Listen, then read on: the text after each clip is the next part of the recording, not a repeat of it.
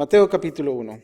Y vamos a solamente a observar un versículo. Y la semana anterior observamos una porción de la Biblia en la historia de quién era, de José y de quién, de María, ¿no? El hecho de que cómo es que Dios se mostró a ellos y les dio esa buena noticia de que iba a dar luz a un hijo. Y vamos a observar aquí el versículo 21, y por favor ve tu Biblia en el versículo 21, y dice así, y dará a luz un hijo, y llamará su nombre Jesús, porque él salvará a su pueblo de sus pecados. ¿Por qué no lo leemos todos juntos? Y dice así, y dará a luz un hijo, y llamarás su nombre Jesús, porque él salvará a su pueblo de sus pecados. Y vamos a dar por título a este estudio, Jesús salva. Y eso está en este libro de Mateo, versículo 21, capítulo 1. Ahora, quizás hoy en día ya estamos en el día 12 de diciembre.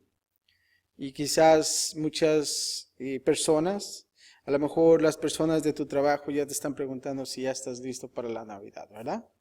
Unos preguntan si ya pusiste las luces, los árboles y tantas cosas que nosotros podemos pensar de lo que es la Navidad. Ahora es bonito, es realmente hermoso hacer todo eso, ¿no? Y poner todas estas decoraciones en la casa. ¿Por qué? Porque podemos recordar un día tan especial. Pero vamos a ver ahora en solamente este versículo y lo vamos a dividir en 3 secciones. Y la primera sección se va a llamar en la primera frase de este versículo, y dará a luz un hijo. Y es en la primera parte. Ahora,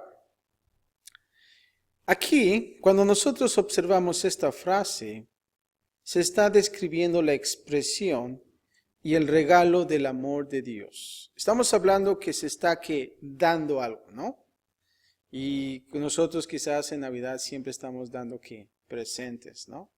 Los regalos. Creo que el alza de todo lo que es Navidad para toda la gente quizás son los regalos, ¿no? Quizás el árbol ahí está en decoración, pero no hay tanta atención. Y date cuenta cuando estás en casa. Lo primero que están viendo quizás son los regalos, ¿no? Qué tanto ese árbol se está llenando de regalos. Y más los chicos, más los hijos que cada vez están viendo ese árbol llenándose de regalos. Pero vemos aquí que Dios mandó a quien, a su único hijo, en lo que nosotros podemos observar en la Biblia, el unigénito. El amor de Dios no solo se sintió por la grave situación del mundo caído, pero ¿sabes qué? Dios hizo algo al respecto. Y te voy a decir algo, Dios dio lo más preciado que podía dar, su único hijo. Y yo sé que tú has escuchado este versículo, Juan 3:16, porque de tal manera que amó Dios al mundo, que ha dado a su Hijo unigénito. ¿Para qué? Para que todo aquel que en Él cree no se pierda, mas tenga ¿qué? Vida eterna. Ahora, estamos entendiendo que está Dios mandando a su único Hijo. Y creo que eso es algo realmente muy fuerte, ¿no lo crees? Ponte a pensar si tú estás en la posición de Dios y que tú tuvieras que dar a tu único hijo. Estaría difícil, ¿no? Para un sacrificio. Pero vamos a ver, no solamente eso, pero también le da una instrucción. Y como hemos visto, es el regalo del amor de Dios. Pero ahora vamos a ver qué dice, y llamará su nombre, ¿qué? Jesús. Esa es la segunda parte, Jesús, el nombre de Jesús. El nombre de Jesús es el mismo que el Salvador. Ahora, no sé si tú has indagado un poco acerca de este nombre. Se dice que en aquellos tiempos el nombre Jesús era común, como lo habíamos visto en el estudio anterior. Pero lo interesante de este nombre, Jesús, ese fue su nombre aquí como humano en la tierra, en lo que es el griego, pero también en la lengua hebrea, ya que los judíos hablaban hebreo, el nombre de Jesús es el nombre Josué, Yeshua, ¿no? O Joshua, como lo dicen en inglés. Eso es lo que realmente es en hebreo. O sea que si yo pudiera poner mi nombre en griego sería que Jesús, ¿no? Yo sería Jesús, pero a la misma vez sería que Josué. Ahora, lo interesante de esto es que en el Nuevo Testamento encontramos dos lugares que se usa donde se significa Josué. Y solamente te voy a dar algunos versículos. ¿Se acuerdan de Josué, el líder de las noticias en Canaán?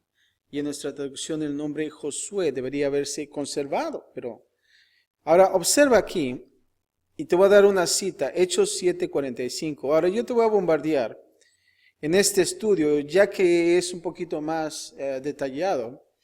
Te voy a bombardear de un poco de versículos y solamente me gustaría que tú los escribieras y yo los voy a leer, pero en casa lo que tú puedes hacer es indagar un poco más acerca de esto y de lo que se trata este estudio. El primero de este versículo es Hechos 7:45. Hechos 7:45. Y aquí en Hechos 7:45 vamos a observar este nombre de Josué. Y dice así, y te lo voy a leer. El cual, recibido a su vez por nuestros padres, lo introdujeron con, y ahí viene el nombre Josué, al tomar posesión de la tierra de los gentiles. Y yo quiero que en ese versículo indagues más historia acerca de esto. A los cuales Dios arrojó de la presencia de nuestros padres hasta los días de David. Y aquí estamos hablando acerca de qué? Del Nuevo Testamento, refiriéndose en el Antiguo Testamento. Ahora, no solamente Hechos 7:45, pero también Hebreos 4:8. Vamos a observar otra vez el nombre de Josué. Y dice así, porque si Josué les hubiera dado el reposo, no hablaría después de otro día. Ahora, quizás no puedes entender este versículo solo en su totalidad, pero me gustaría que tú leyeras el capítulo y entendieras un poco más acerca de lo que se trata. Pero solamente quería darles esa nota del nombre de Josué. Ahora, como había dicho, era común en aquellos entonces. Ahora, eso es lo que es la segunda parte. Pero ahora la tercera parte, vamos a adentrarnos un poco más y va a haber un poco más de información. Y dice así, porque Él salvará a su pueblo ¿de qué? De sus pecados. Ahora, lo interesante de esto es que Jesús vino ¿a qué? A salvar. Vino a salvar. Ahora, van a haber varios puntos acerca de lo que es la salvación. Y me gustaría que pudieras observar estos 4 puntos y los pudieras escribir, porque son muy importantes para nosotros como cristianos entenderlo. El primero es que Él va a redimir. Él redimirá a todos los hombres. Y vamos a observar en Apocalipsis 5:9 este versículo y lo vamos a leer acerca de la redención. Y dice, y cantaban un nuevo cántico, diciendo, digno eres de tomar el libro y de abrir sus sellos. Ahora observa esta porción de este versículo. Porque tú fuiste inmolado y con tu sangre nos has redimido. ¿Para qué? Para Dios. Y ahí estamos viendo que la crucifixión. Y luego dice, de todo linaje y lengua y pueblo y nación. Así es que Dios nos redimió. Y te voy a leer una vez más esta frase porque es importante. Porque tú fuiste que inmolado y con tu sangre nos has redimido para Dios. ¿Cuántos de nosotros, y voy a dar solamente este ejemplo sencillo, cuántos de nosotros juntamos botecitos de plástico, verdad? Cuando nos tomamos el agua o la soda, los echamos en una bolsa y vamos a donde, al lugar donde reciclan todos estos productos. Y te dan ¿qué? Unos centavitos, ¿no? Eso es lo que es la palabra redimir. O sea que no vas a estar tirado ahí en la calle, sino que realmente Dios nos da ese valor y nos redime. Y dice que fue inmolado y dice que con su sangre nos ha ¿qué? Redimido para Dios. Y dice que es de toda linaje y lengua y pueblo y nación. Quiere decir que Dios va y redimió a todos los hombres, a todos aquellos que creen en Cristo Jesús. Ahora, no solamente es lo que es redimir, pero ¿sabes qué? También va a salvarnos de la maldición del pecado adámico. Y eso nosotros regresamos a lo que es Génesis 3, 16 a 19, y te lo voy a leer, y es interesante también. Y dice el versículo 16 de Génesis: a la mujer dijo, multiplicaré en gran manera los dolores en tus preñeces. Con dolor darás a luz los hijos, y tu deseo será para tu marido, y él se enseñoreará de ti. Y al hombre dijo, por cuanto obedeciste a la voz de tu mujer, y comiste del árbol de que te mandé diciendo, no comerás de él, maldita será la tierra por tu causa, con dolor comerás de ella todos los días, ¿de qué? De tu vida. Y luego dice, espinos y cardos te producirá, y comerás plantas del campo, con el sudor de tu rostro comerás el pan hasta que vuelvas a la tierra, porque de ella fuiste tomada, pues polvo eres y polvo ¿qué? Volverás. O sea que los hombres van a tener que chambear, ¿verdad? Y las mujeres van a tener que sufrir en su parto de dolor, ¿no? Y las dos cosas son duras, ¿no? Yo sé que las mujeres es más duro, pero también el trabajo también es duro, ¿no? Pero ahí está, vemos esa maldición, pero Jesús vino a salvarnos de ese pecado adámico. Y no solamente eso, pero ¿sabes qué? También Él destruirá al que tenía el poder de la muerte. Y en este caso es ¿quién? El diablo. Dios va a destruir al que tenía el poder de la muerte. Ahora, si tú observas y apunta este versículo que es muy clave, Génesis 3:15, es el primer versículo que nosotros observamos acerca de qué? De que Dios iba a venir a esta tierra a dar su vida por los pecados del mundo. Y te voy a poner este versículo y te lo voy a leer. Y dice así, y pondré enemistad entre ti y la mujer, y entre tu simiente y la simiente suya. Esta te herirá, en la cabeza, y tú la herirás en el calcañar. Aquí vemos ese plan de redención. Este versículo en sí nos estaba dando Dios para decirnos que no nos iba a dejar así, sino que iba a venir un Salvador a este mundo. No solamente Génesis 3:15, pero Hebreos 2:14, y te lo voy a leer. Así que por cuanto los hijos participaron de carne y sangre, Él también participó de lo mismo, para destruir por medio de la muerte al que tenía el imperio de la muerte, esto es, al diablo. Y aquí vemos también el diablo. Primera de Juan 3:8, una vez más. Te lo voy a leer, dice así. El que practica el pecado, una vez más te lo voy a leer. El que practica el pecado es del diablo. Porque el diablo peca desde el principio. Para esto apareció el Hijo de Dios, para deshacer las obras ¿de quién? Del diablo.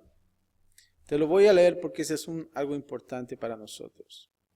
El que practica el pecado es del diablo. ¿Cuántos de nosotros jugamos un deporte?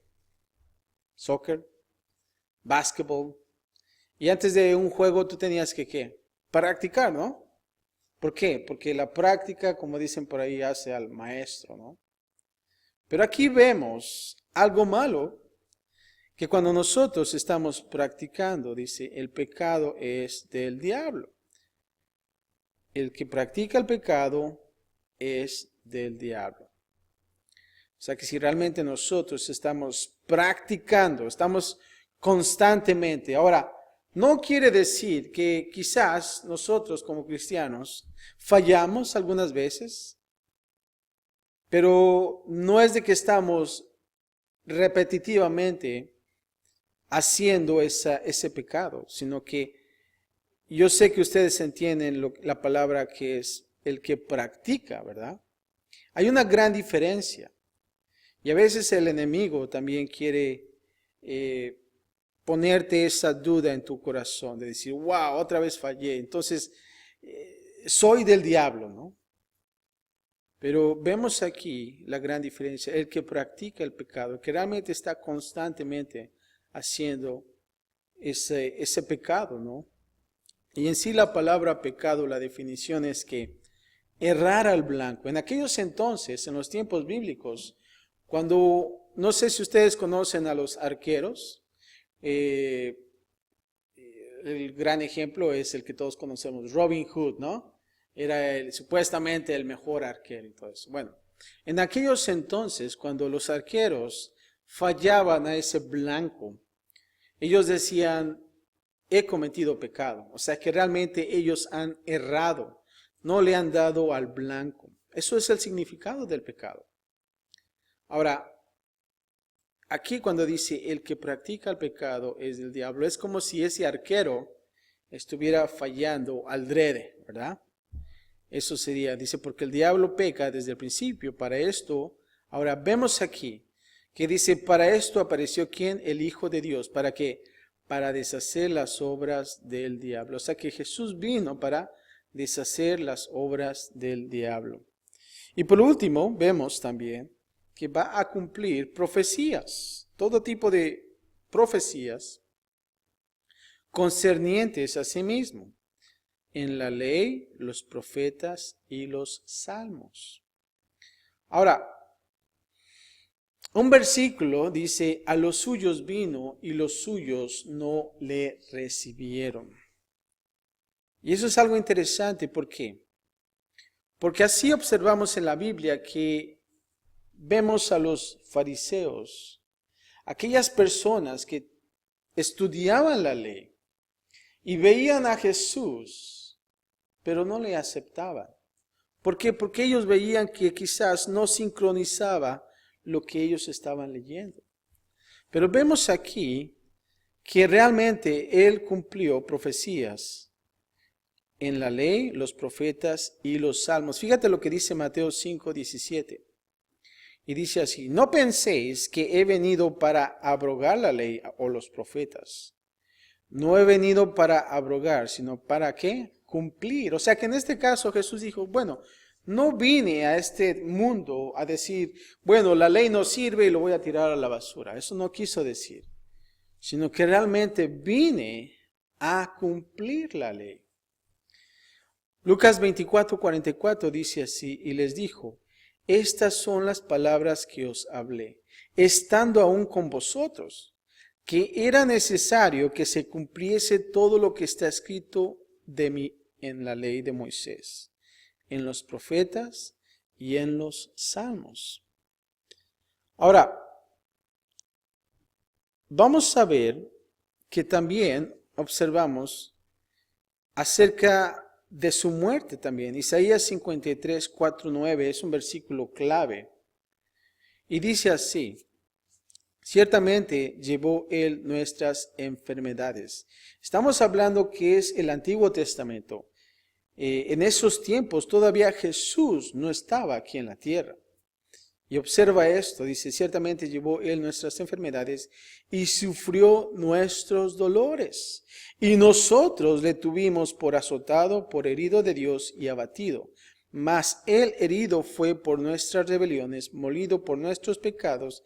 El castigo de nuestra paz fue sobre él, y por su llaga fuimos nosotros curados. Todos nosotros, escucha esto, nos descarriamos como ovejas, cada cual se apartó por su camino, mas Jehová cargó en él el pecado de todos nosotros. Aquí Isaías estaba hablando acerca de Cristo Jesús. Y luego dice versículo 7, angustiado él y afligido, no abrió su boca. Y cuando nosotros vemos el sacrificio de Cristo Jesús, estamos viendo realmente esta profecía. Como cordero fue llevado al matadero, y como oveja delante de sus trasquiladores, enmudeció y no abrió su boca. Por cárcel y por juicio fue quitado, y su generación, ¿quién la contará? Porque fue cortado de la tierra de los vivientes, y por la rebelión de mi pueblo fue herido. Y se dispuso con los impíos su sepultura, mas con los ricos fue en su muerte, aunque nunca hizo maldad, ni hubo engaño en su boca. Ahora, no solamente vemos también en su muerte, pero sabes que también para que pueda convertirse en un rescate para todos los hombres. Ese rescate no solamente fue solamente para el pueblo judío, ¿verdad? Sino que fue para todos. Fíjate lo que dice Mateo 20:28.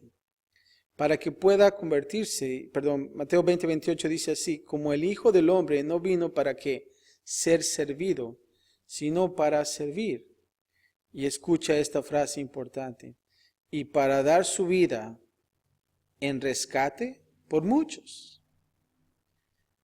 Jesús vino a dar su vida en rescate. ¿Por quién? Por muchos. Aquellos que creen en Él. Y entre la muerte y la tumba, ¿sabes qué? Para destruir su poder también. Fíjate lo que dice Hebreos 13:14. Porque no tenemos aquí ciudad permanente. Nosotros somos pasajeros, peregrinos. Dice, sino que buscamos la porvenir. O sea que realmente hay otra vida que nosotros esperamos. Y esa es la vida en el cielo. Te lo voy a leer una vez más, porque no tenemos aquí ciudad permanente, sino que buscamos la porvenir. Abraham, ¿se acuerdan de Abraham? Era un hombre muy rico y él vivía en tiendas. Ahora, siendo un hombre rico, pues hubiera comprado una buena casa, ¿no? Aunque sea un RV, ¿no? Pero no, él realmente vivía en tiendas. ¿Y saben por qué? Porque él entendía este concepto. Nosotros somos pasajeros en este mundo. Y por eso escuchas la palabra mucho peregrinaje, ¿verdad? Somos extranjeros. No sé si has visto esas calcomanías que hay en los carros. No somos de este mundo, not of this world. ¿Por qué? Porque realmente nosotros sabemos que hay otro lugar que nos espera. Y es el lugar celestial.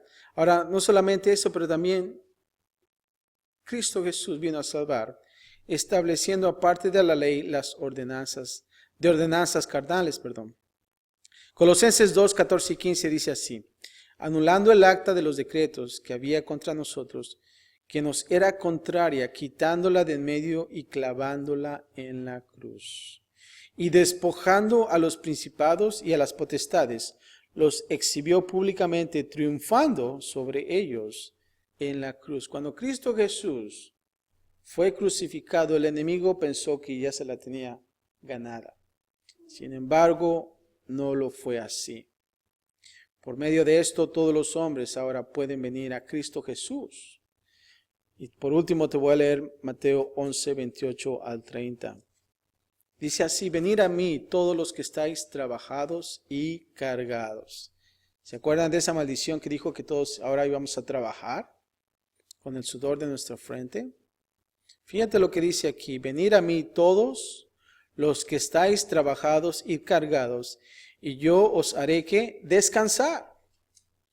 ¿Cuántos de nosotros llegamos a casa trabajados y cargados? Siempre buscamos el hogar aquí a descanso, ¿no? Y qué hermoso es cuando el Señor dice esto en nuestras vidas. Y estamos hablando acerca de la vida espiritual. Y no solamente eso, pero fíjate lo que dice el 29. Llevad mi yugo sobre vosotros y aprended de mí, que soy manso y humilde de corazón, y hallaréis descanso para vuestras almas. Y luego fíjate lo que dice el 30, porque mi yugo es fácil y ligera, ¿qué? Mi carga. El yugo de Dios, o que proviene de Dios, es fácil y ligera mi carga. En aquellos entonces, o no sé si estás familiarizado con esos yugos. ¿Sabes qué es un yugo? Es lo que se ponen los animales, ¿no? Y el yugo es cuando ellos ponían un tipo de collar para que los animales comiencen a arar, ¿no? Ahora, lo interesante de este yugo es que ese yugo era realmente hecho especialmente para cada animal, porque cada animal era diferente. Yo no podía ver un animal poniéndole yugo a otro animal. ¿Por qué? Porque realmente no podía. Era una carga para ese animal. ¿Por qué? Porque no era hecho, no estaba adaptado para ese animal. Es por eso que vemos aquí, dice que mi yugo es ¿qué? Fácil y ligera mi carga. Cuando nosotros venimos a Dios, trabajados y cargados, ¿sabe lo que hace Dios en nosotros? Nos da descanso. Nos da descanso. Y por último, nosotros somos salvos. Fíjate lo que dice Marcos 16:16. El que creyere y fuere bautizado será salvo, mas el que no creyere será condenado. La pregunta es esto: ¿crees tú en Cristo Jesús como el Hijo de Dios? Y creo que es bueno para nosotros comprender eso. Es tan importante entender esto. El que creyere y fuere bautizado será salvo, mas el que no creyere será ¿qué? Condenado. Fíjate lo que dice Juan 10:27 al 29. Dice, mis ovejas oyen mi voz, y yo las conozco, y me siguen, ¿verdad? Y yo les doy vida eterna, y no perecerán jamás, ni nadie los arrebatará de mi mano. Mi Padre que me las dio es mayor que todos, y nadie las puede arrebatar de la mano de mi Padre. Así es que si realmente nosotros somos ovejas de Dios, entonces ¿qué va a pasar? Vamos a conocerlo, ¿no lo crees? Y no solamente eso, pero lo vas a seguir. Y eso es el discípulo. Y las ovejas son así. Cuando yo estoy en el rancho, lo primero que yo hago es alimento a las ovejas. Y se ponen contentas. Me conocen. Y realmente sí es algo interesante. Cuando yo traje a mi hijo y a mi hija, como que cuando entramos a ese corralito, no sé si te acuerdas, así, las ovejas como que desconocieron a las personas y se espantaron.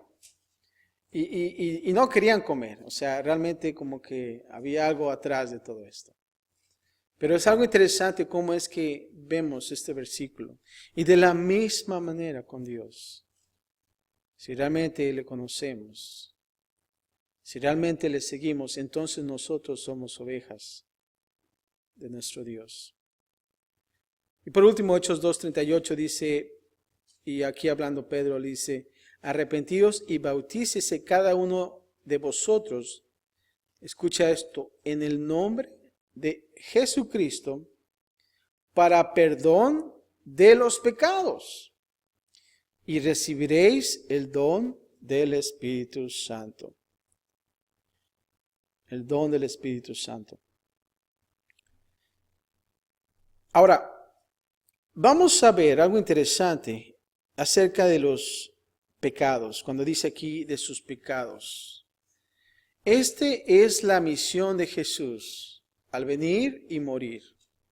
No se trata de salvar a los hombres en sus pecados, sino de sus pecados. Y es algo, y hay mucha diferencia de esto. Lo voy a decir una vez más porque eso es vital. No se trata de salvar a los hombres en sus pecados, sino de sus pecados. Escucha esta frase, los pecadores no pueden ser felices en el cielo. sería un lugar de miseria para los culpables. Y claro, no van a estar ahí. El diseño de Jesús era, por lo tanto, ¿qué? Salvar del pecado. Es importante entender esto, salvar del pecado. Y vamos a ver dos ejemplos que vamos a ver cómo Jesús nos da a luz eso de salvación de los pecados. Vamos a ver, si puedes ver en tu Biblia Marcos 1, 40 al 45, y me gustaría que fueras a esa sección, y lo vamos a leer. Y vamos a entender un poquito acerca de esta historia. Cuando Jesús sana a un leproso. ¿Cuántos de nosotros nos gustan los milagros de Jesús? Son interesantes, ¿no? Pero vamos a ver este ejemplo y vemos qué es lo que está pasando. Y para nosotros entender esto hay que poder observar un poquito más. Y dice así, ¿estamos ahí? Dice así, vino a él un leproso, rogándole, e hincada la rodilla, le dijo, si quieres, puedes limpiarme. Y Jesús, teniendo misericordia de él, extendió la mano y le tocó, y le dijo, quiero, sé limpio. Y así que él hubo hablado, al instante la lepra se fue de aquel, y quedó limpio. Entonces le encargó rigurosamente y le despidió luego. Y le dijo, y aquí a Jesús va a hablar, mira, no digas a nadie nada, sino ve, muéstrate al sacerdote y ofrece por tu purificación lo que Moisés mandó. Para este testimonio a ellos. Versículo 45 dijo, pero oído él, ahora escucha lo que hizo el ex leproso, ¿verdad? Ya no puedo decir leproso. Comenzó a publicarlo mucho y divulgar el hecho. De manera que ya Jesús no podía entrar abiertamente en la ciudad, sino que se quedaba fuera en los lugares desiertos y venían a él de todas partes, ¿verdad? Desobedeció, ¿no?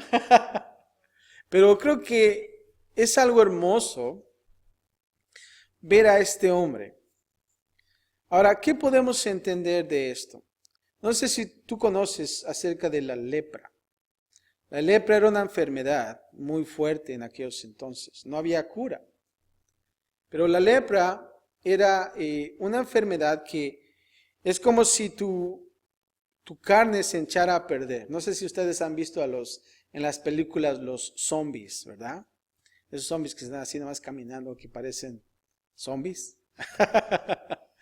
Pero en sí lo que los leprosos eran es que si realmente ellos dormían y si llegaban los ratones, se lo empezaban a comer, él ni sentía.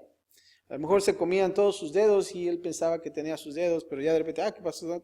¿Dónde están mis dedos? Y no sentía realmente ese efecto de que los ratones podían morder su cuerpo. Era así la lepra, realmente una descomposición de la carne humana. Y qué feo es, ¿no? Y a veces los leprosos pues se cubrían todo el cuerpo. Y lo triste de esto es que si realmente en aquellos entonces tú eras un leproso, te ponían en un lugar incomunicado, te sacaban de la ciudad, te apartaban de todo lugar, del templo, de tus familiares, o sea, ¿por qué? Porque era contagioso. Y pongámonos a pensar de esas personas con lepra. Y habían grupos que tenían esas enfermedades y los tenían fuera de lo que eran las ciudades. Y vemos ahí la tristeza de esa enfermedad.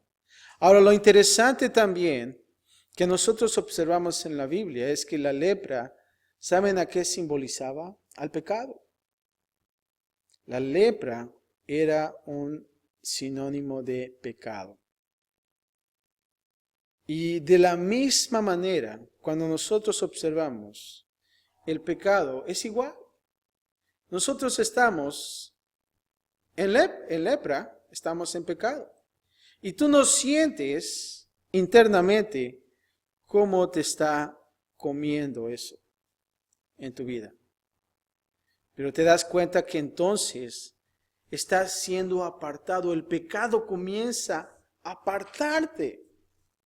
No solamente quizás de tu familia, no solamente de la ciudad, no solamente de la comunidad donde estás, sino que también lo más importante es de Dios. Te separa. Ahora, observemos en la perspectiva de Jesús. Estamos observando que también los fariseos están viendo lo que está haciendo. Y si realmente ellos pudieran ver lo que Jesús hizo, se dice que realmente si tú tocabas a un leproso, entonces no estabas limpio, estabas sucio. Ahora imagínate lo que Jesús hizo aquí. Él tuvo misericordia de él. Y dice que extendió la mano y le tocó. Quizás si realmente hubiéramos pensado, bueno, a lo mejor hubiera dicho, ¿sabes qué? Pues estate ahí, yo te voy a curar, ¿no? Pero no te acerques porque entonces vamos a tener problemas. Sino que realmente dice que tuvo misericordia. Y dice que extendió la mano y le tocó. Y nosotros estamos viendo ahí realmente cómo nosotros somos separados por el pecado, pero también Dios quiere que lidiemos con eso. Dios quiere que estemos cerca de Jesús, de Él mismo, y ser tocados por Él. Vemos aquí que Él extendió la mano. Así como Dios vio al mundo en ese pecado, y dice que Él extendió la mano y tocó. Y observa esto, dice, fíjate lo que dijo el leproso. Si quieres, puedes limpiar. Él está dando que el acceso. ¿Y qué es lo que dijo Jesús? Sí, sí quiero. No es que no le dijo, no, pues tú eres el de la enfermedad, ¿no? Tú dime qué quieres hacer. Pero vemos aquí realmente que Dios quiere eso. Y que nosotros entendamos que si realmente nosotros estamos en pecado, estamos separados. ¿Se acuerdan en la crucifixión cuando se sintió Jesús separado de Dios? Cuando dijo, ¿por qué me has desamparado? ¿Te acuerdas? Pero vemos ahí esa separación y es para que nosotros podamos observar y entender que el pecado nos separa de Dios. Ahora, vamos a ver el último ejemplo, y eso es en Marcos 2, del 1 al 11. Y ahora vamos a ver la sanidad de un paralítico.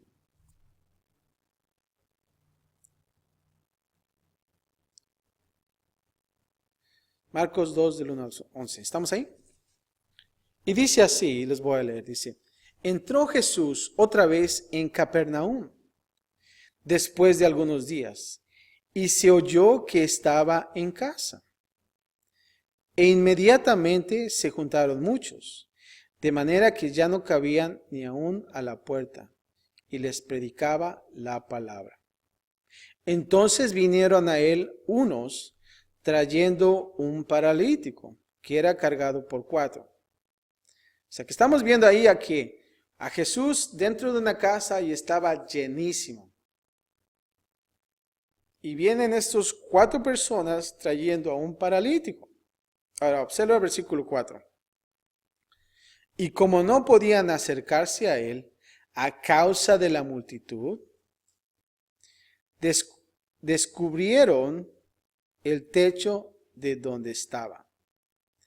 Y haciendo una abertura, bajaron el lecho en que yacía el paralítico. O sea que realmente se subieron a la azotea. Ahora sí que estos se volaron la azotea, ¿no? Y se subieron al paralítico y abrieron un hoyo y bajaron al paralítico ahí. ¿Por qué? Porque realmente era imposible llegar a Jesús. Observa el versículo 5.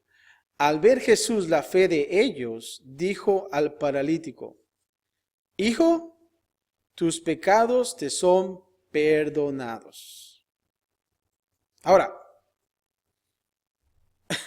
me gusta cómo es que entabló esta conversión Jesús. ¿Te das cuenta que no le dijo: hijo, pues ya estás sano, levántate y anda, ¿verdad? Fíjate, vamos a leer un poco más y ahorita regresamos. Dice, versículo 6, estaban allí sentados algunos de los escribas, los cuales cavilaban en sus corazones, o sea que murmuraban, ¿no? Estaban allí sentados algunos de los escribas, los cuales cavilaban en sus corazones, y decía, ¿por qué habla este así? Blasfemias, dice. ¿Quién puede perdonar pecados sino solo Dios? ¿Vemos ahí? Ellos no entendían. Y luego versículo 8, y conociendo luego Jesús en su espíritu, que cavilaban de esta manera dentro de sí mismos, observa que Jesús sabía lo que estaba pasando. Les dijo, ¿por qué caviláis así en vuestros corazones? ¿Qué es más fácil, decir al paralítico, tus pecados te son perdonados? O decirle, levántate, toma tu lecho y anda. Pues para que sepáis que el Hijo del Hombre tiene potestad en la tierra para perdonar pecados, dijo al paralítico, a ti te digo que, levántate, toma tu lecho y vete a tu casa. Ahora es importante y es interesante cómo es que Jesús comenzó a entablar esta conversación. Date cuenta de la importancia acerca del perdón de los pecados. Jesús no dijo, levántate, anda y ya estás sano, pero ¿sabes qué? Es importante que tus pecados tienes que lidiar con tus pecados. No. Dijo, hijo, tus pecados te son ¿qué? Perdonados. Es importantísimo eso. Nosotros podemos estar, como dicen por ahí, vivitos y coleando, ¿no? Completitos. Pero si realmente nosotros estamos en pecado, entonces vamos a ser condenados. Y para Jesús lo más importante es lidiar con nuestros pecados. Y a veces veo esos lugares donde hay mucha gente y llega a ese lugar para sanidad, ¿verdad? Y están llenísimos esos lugares, ni siquiera puedes entrar ahí. Y a veces observo que cada persona llega con un testimonio. Y date cuenta cómo es todo. Ellos están dando testimonio de qué? Del milagro que Dios hizo, ¿verdad? Nunca he visto a alguien que diga, el Señor perdonó mis pecados. Y no solamente eso, pero me sanó. ¿Qué sería diferente, no? O quizás el ministro nunca he visto que diga, bueno, el Señor te perdona tus pecados y después entonces te sanó, ¿no? Yo me pregunto a veces, ¿y qué hay de la gente que no se sana? ¿Qué pasa con ella? Si realmente tuviera una cajita de quejas, ¿cuántas quejas serían? ¿Y a dónde están? ¿No? Pero bueno, eso es lo que nosotros podemos pensar, que realmente lo importante es que Jesús vino a esta tierra ¿a qué? ¿A sanar? No. Lo importante que Jesús vino es ¿para qué? Para el perdón de los pecados, para que nosotros pudiéramos recibir la salvación.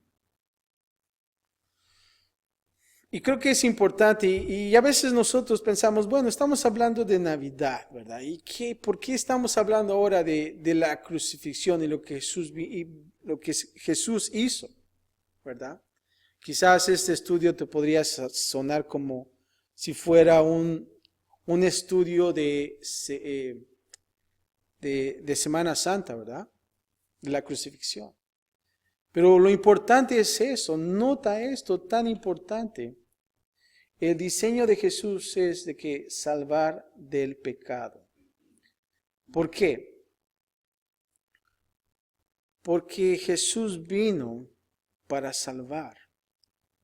Y si nosotros podemos regresar al pasaje del versículo 21, eso es lo que es la Navidad. Y cuando nosotros venimos a este lugar, o cuando nosotros hablamos acerca de la Navidad, realmente es porque Él salvará a su pueblo de sus pecados. Esa es la finalidad de venir a este lugar. Y creo que es importante que nosotros podamos compartir a otros acerca de esto. Sí, y no quiero sonar muy legalista, ¿verdad? Oh, no, el árbol no, los regalos tampoco, y entonces, ¿qué, no?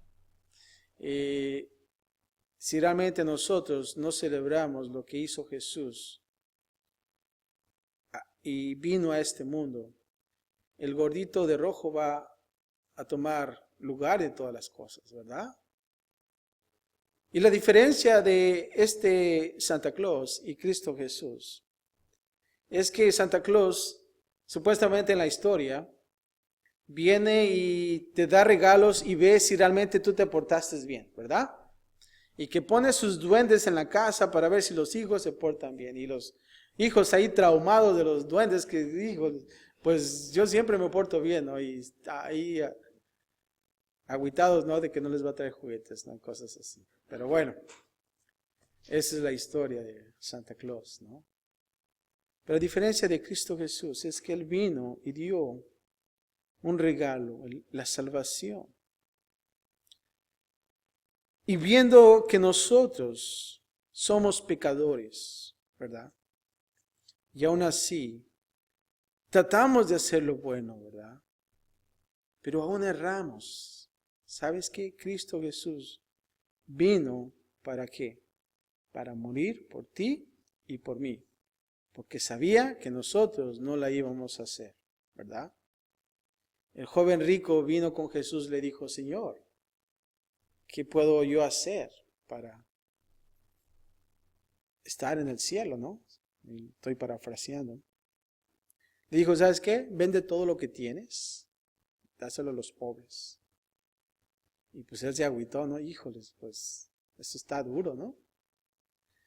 Pero él estaba tratando de seguir todas esas reglas, ¿no? Y dice, wow, y se sentía como el super cristiano, ¿no? Y estoy siguiendo todo a la pie de la letra. Pero Jesús le dijo, y encontró algo en él. Y es por eso que le dijo, vende todo lo que tienes y dáselo a los pobres. Ahora, no está hablando de que, bueno, el dinero es pecado, pero realmente lo que estaba en su corazón era el amor al dinero. Y se fue triste. Y creo que nosotros, de la misma manera, perdón, que podamos nosotros celebrar esta Navidad, sabiendo que Jesús que vino a salvar a su pueblo ¿de qué? De sus pecados. Y yo les voy a decir algo que realmente nosotros podamos compartir de Jesús en esta estación. ¿No lo crees? Un ministro llamado George Whitefield, en los años 1700, un día escribió esto interesante. Dice, realmente el mejor gozo que nosotros pudiéramos ver en lo que es en esta temporada de Navidad es de ver a alguien que es nacido en Dios, ¿verdad? Qué hermoso es. Así como Cristo Jesús nació, de la misma manera que realmente podamos nosotros ver a otras personas nacer de nuevo y ser ahora unas personas en Cristo Jesús. Padre, gracias te damos, Señor, por tu palabra. Observamos, Señor, que tú dices a tu Hijo, Padre, el único, Cristo Jesús, Señor. Y Padre, de la misma manera observamos la importancia de que nosotros como cristianos, Padre, podamos no solamente entender lo que el pecado hace en nuestras vidas, Pero Padre, el hecho de estar separados de ti, Señor, eso es lo más grave, Padre. Y Padre, te pedimos, Señor, que tú nos ayudes. Que Padre, en este tiempo, Señor, dentro de lo que es las cosas, las celebraciones, las cenas, Padre, los regalos, tantas cosas, Señor. Padre, que nosotros aún podamos siempre mantener tu nombre en alto, Señor. Compartiendo a otras personas que no te conocen. Realmente el propósito de la Navidad, Señor. Gracias por todo, Señor, y Padre, ahora que nos vamos de este lugar, Señor, queremos una vez más celebrar más acerca de ti, Padre. Jesús, la razón de esta estación, Padre. Gracias por todo en Cristo Jesús. Y todos decimos amén. Puesto de pie, hermano, vamos a cantar la última alabanza.